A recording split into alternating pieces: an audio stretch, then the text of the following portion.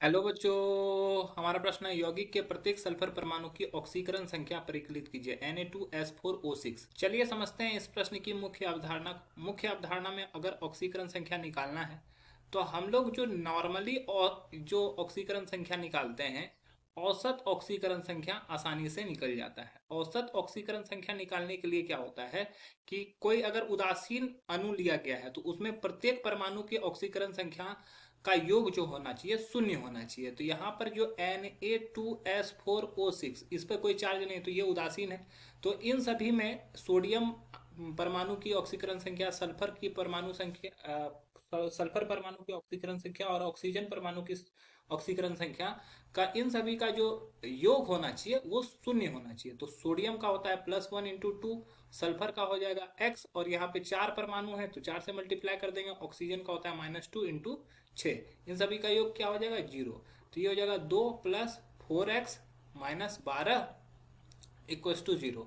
तो ये हो जाएगा 4x - 10 = 0। तो 4x बराबर हो जाएगा 10, x बराबर हो जाएगा 10/4।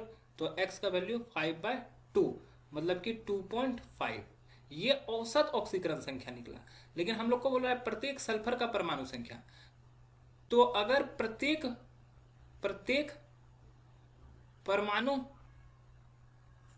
का ऑक्सीकरण संख्या जानना है तो हमें इसकी संरचना, ऑक्सीकरण जानना है तो हमें इसकी संरचना को समझना होगा।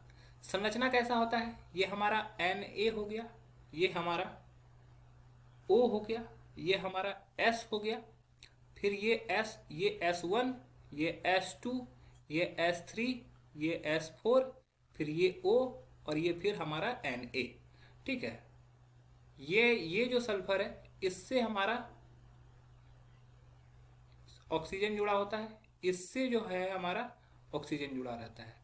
तो ये स्ट्रक्चर है Na2S4O6 की।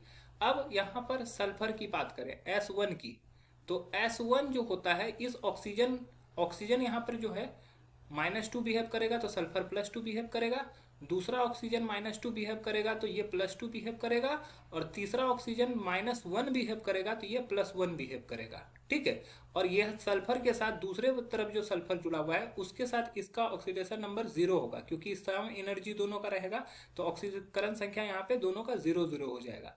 तो S1 का ऑक्सीकरण संख्या क्या हो गया, +5 हो गया। S2 दोनों तरफ सल्फर से जुड़ा हुआ है तो S2 का ऑक्सीकरण संख्या 0। S3 का भी दोनों तरफ सल्फर से जुड़ा हुआ है, इसी वजह से S3 का भी ऑक्सीकरण संख्या 0। और S4 का अगर देखेंगे तो सेम S1 की तरह हो जाएगा। S1 की तरह ऊपर वाला -2 रखेगा तो ये S4 +2 रखेगा। नीचे वाला अगर -2 रखेगा तो ये +2 रखेगा।